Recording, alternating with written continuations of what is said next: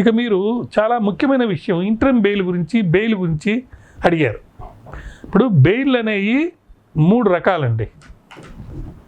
ఈ 3 రకాల్లో ఒకటి, కేసు ఎఫ్ఐఆర్ కట్టిన తర్వాత ఎఫ్ఐఆర్లో మీ పేరు వచ్చిన తర్వాత మీకు 2 రకాల బెయిల్స్.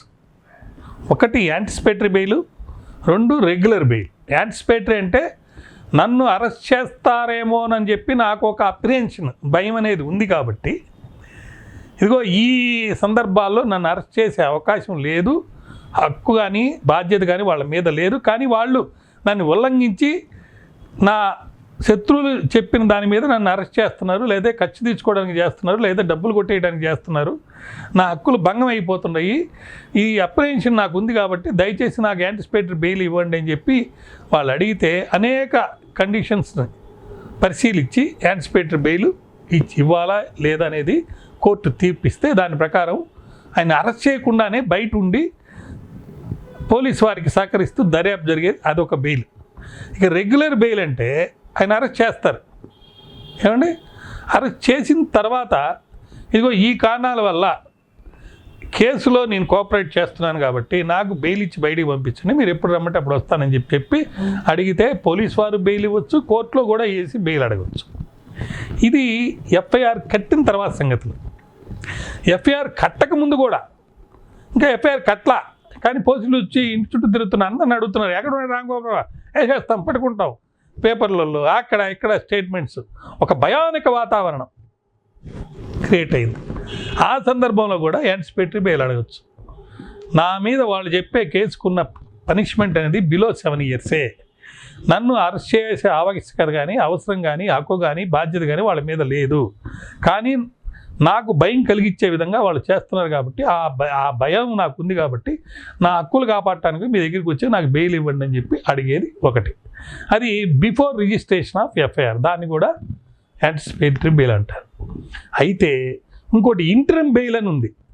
అది ఎఫ్ఐఆర్ కట్టక ముందు కానీ కట్టిన తర్వాత కానీ లేదా యాంటిసిపేటరీ బెయిల్ ఇచ్చేటప్పుడు కానీ రెగ్యులర్ బెయిల్ ఇచ్చేటప్పుడు కానీ ఒక ముద్దాయి తరపున కానీ సాక్షి తరపున కానీ అరెస్ట్ చేస్తారని ఒక భయం ఉన్నా లేదా అరెస్ట్ చేస్తే కూడా ఇంటరమ్ బెయిల్ అడగచ్చు.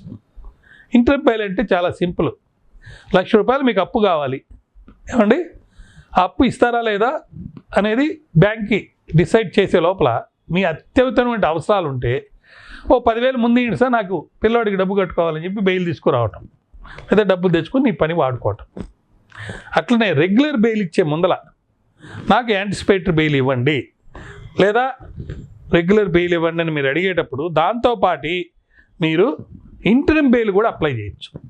ఇంటరమ్ బెయిల్ అంటే అరెస్ట్ చేసేదానికి ముందల, అరెస్ట్ చేయొద్దని చెప్పి బెయిల్ ఇచ్చేదానికి ముందు, ఈయన్ని అరెస్ట్ చేయకుండా కొన్ని రోజులు టైం ఇస్తూ షార్ట్ టర్మ్ కోర్టు ముద్దాయికి ఇచ్చే ఒక ఇంటరమ్ బెయిల్, అదే అవకాశం అన్నమాట.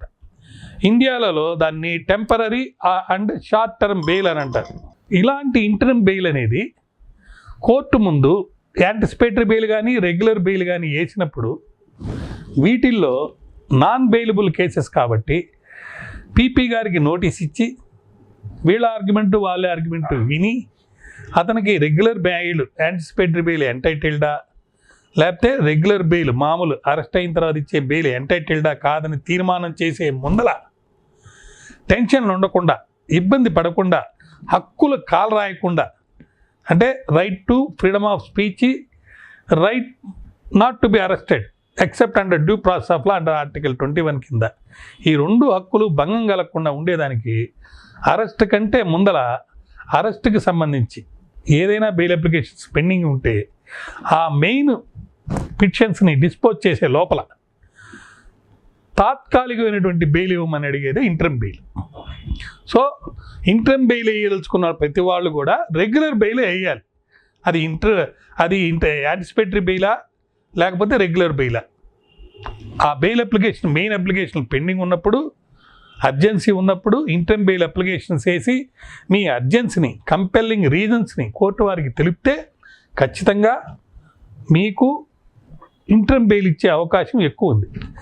జనరల్గా ఇంటరమ్ బెయిల్ ఇచ్చేటప్పుడు ఎప్పుడు మనం ఆ బెయిల్ అప్లికేషన్ వేయచ్చు అనేది ఒకటే ఎత్తు అయితే ఏ కండిషన్స్ పెడతారనేది మరొక ఎత్తు. ఇప్పుడు రామ్ గోపాల్ వర్మ గారికి టెంపరీగా 9వ తారీఖు దాకా ఇంటరిమ్ బెయిల్ అనేది ఇచ్చారు.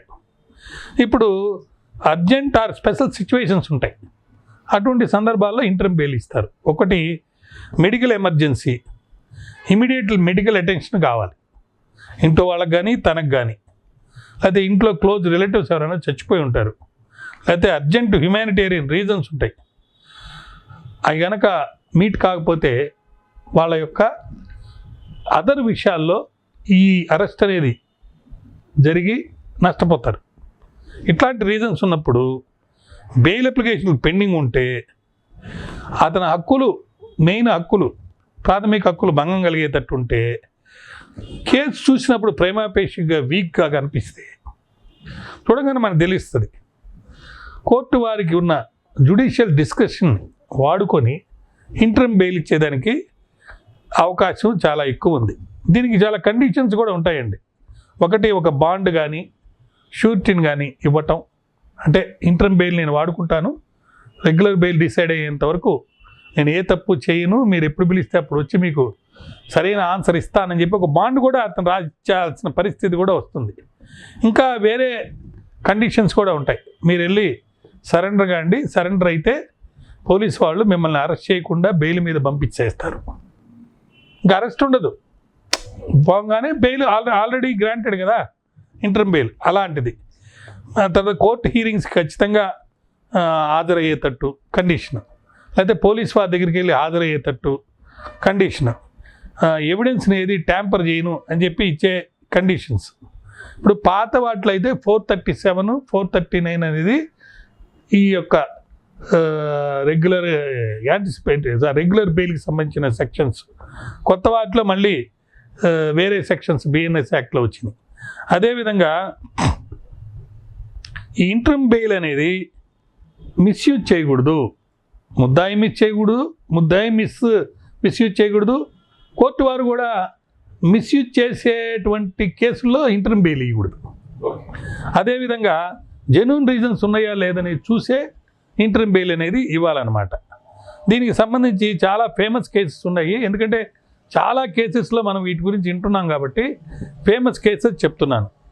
సిద్ధారాం సత్తింగప్ప మెట్రే వర్సెస్ స్టేట్ ఆఫ్ మహారాష్ట్ర 2011లో ఈ కేసులో సుప్రీంకోర్టు వాళ్ళు ఏమని తీర్పిచ్చారంటే, ఒక వ్యక్తి యొక్క పర్సనల్ లిబర్టీని, వ్యక్తిగత స్వాతంత్రాన్ని భంగం కలగకుండా ఉండేటట్టు చేయాలంటే రెగ్యులర్ బెయిలు లేకపోతే యాంటిసిపేటరీ బెయిల్ అప్లికేషన్లు పెండింగ్ ఉన్నప్పుడు ఇంటరిమ్ బెయిల్ అనేది ఇవ్వాలి.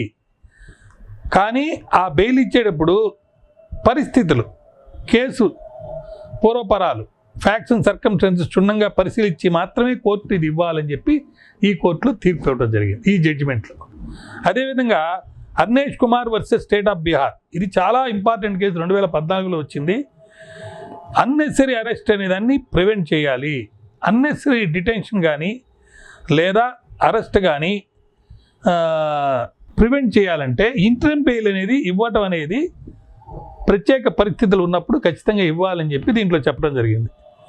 కాబట్టి ఇంటరిమ్ బెయిల్ అనేది ఒక స్పెషల్ మెకానిజం. ఇది రెగ్యులర్ బెయిల్ అంటే యాంటిసిపేటరీ బెయిల్ కావచ్చు, లేకపోతే అరెస్ట్ అయిన తర్వాత బెయిల్ ఇచ్చే ఆ బెయిల్ అప్లికేషన్లు కానీ పెండింగ్ ఉన్నప్పుడు వాటికి సంబంధించి న్యాయపరంగా వ్యక్తిగత స్వాతంత్రం ఇబ్బంది లేకుండా అందరికీ ఆమోదయోగ్యమైనటువంటి న్యాయాన్ని చేసేందుకోసం అర్జెంట్ అవసరాలు ఉన్నప్పుడు ఈ యొక్క ఇంటరిమ్ బెయిల్ అనే పవర్ని కోర్టు వారు వాడి ఆ బెయిల్ని వారికి ముద్దాయికి ఇవ్వడం జరుగుతుంది. కానీ పర్టికులర్లీ ఈ రామ్ గోపాల్ వర్మ కేసులో అయితే బిలో 7 years కాబట్టి ఈ ఇంటరిమ్ బెయిల్ అనేది ఇచ్చేయాల్సిన పరిస్థితి అయితే ఉంది. అందుకని కోర్టు వారు 9వ తారీఖు దాకా ఇవ్వడం జరిగిందనమాట.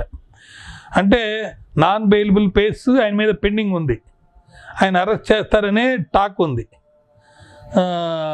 పెద్ద పెద్ద నేరాలకైతే ఇట్లాంటి ఇంటరిమ్ బెయిల్ ఇవ్వకపోవచ్చు, కానీ అంటే మర్డర్ కేసులు, అంటే మర్డర్ పనిష్మెంట్గా కానీ లైఫ్ ఇంప్రిజన్మెంట్ పనిష్మెంట్గా కానీ అబౌవ్ 7 years పనిష్మెంట్ కానీ ఉన్న కేసుల్లో ఇంటర్మ్ బెయిల్ ఇవ్వరు, రెగ్యులర్ బెయిల్ కూడా కొన్ని సందర్భాల్లో ఇవ్వకుండా అడ్డం పెడతారన్నమాట.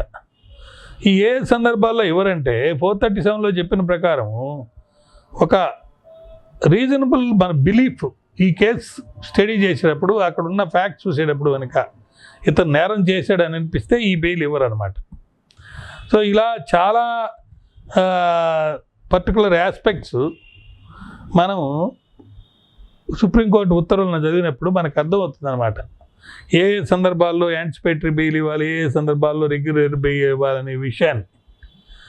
కాబట్టి కోర్టు వారి ముందు నాన్ బెయిలబుల్ వారెంట్ కనుక కేసు అయితే, యాంటిసిపేటరీ బెయిల్ కనుక వేస్తే అప్పుడు ఈ ఇంటర్మ్ బెయిల్కి కూడా అప్లై చేస్తే ఇంటర్మ్ బెయిల్ ఇచ్చే అవకాశం ఎక్కువగా ఉంటుంది. బిలో 7 years కేసు కానీ లెస్ దాన్ 7 years కేసు కానీ జరిగినప్పుడు ఇంటర్మ్ బెయిల్ ఏదైనా ఖచ్చితమైనటువంటి చాలా ముఖ్యమైనటువంటి ఫ్యాక్ట్ ముద్దాయికి ఎగనెస్ట్గా ఉంటే తప్ప జనరల్గా ఇంటర్మ్ బెయిల్ అనేది ఇవ్వాలి. అలా ఇకపోతే ఇంక కేసు ఎన్ని రోజులు ఉన్నా దానివల్ల భయం ఉంటుంది, కానీ యాంటిసిపేటరీ బెయిల్ అనేది రాకపోతే ఇబ్బంది పడిపోతుంటారు అనమాట. దానికని చెప్పేసి ఏ ఇంటర్మ్ బెయిల్ అనేది ఏ సందర్భాల్లో ఇస్తారని అందరూ తెలుసుకొని ఉండాలి. అలా తెలుసుకున్నప్పుడే న్యాయం జరుగుతుందని నా మనవి. అంతేకాకుండా చాలా సందర్భాల్లో ముఖ్యంగా ఎలక్షన్లు జరిగినప్పుడు ఈ యొక్క ఫండమెంటల్ రైట్ టు లైఫ్ అనేది సస్పెండ్ అయిపోద్ది జనరల్గా. ఎందుకనంటే ఈ ముద్దాయిల యొక్క వీక్నెస్ అనుకోండి, ముద్దాయిల మీద పెట్టిన కేసులో ఉన్న బలాన్ని కానీ మనం చూస్తే అర్థమైపోద్ది. శత్రువు ఎవరైనా పెట్టించి ఇతను అరెస్ట్ చేసి పరువు నష్టం చేయాలని చెప్పి చేశారు అని అంటే అప్పుడు ఇవ్వరు. అలా కానప్పుడు ఇతని యొక్క ప్రాథమిక హక్కుల్ని కాపాడటానికి అటు కోర్టు వారు కానీ లేకపోతే పోలీస్ కానీ, అయ్యా వద్దులే నీ మీద ఉన్నది 7 years లోపల శిక్షనే కాబట్టి పనిష్మెంటు, నువ్వు పలానా తారీఖు రాండి అని పంపించవచ్చు. అదే కోర్టు ఇచ్చేటప్పుడు కొన్ని కండిషన్స్ కూడా పెట్టచ్చు.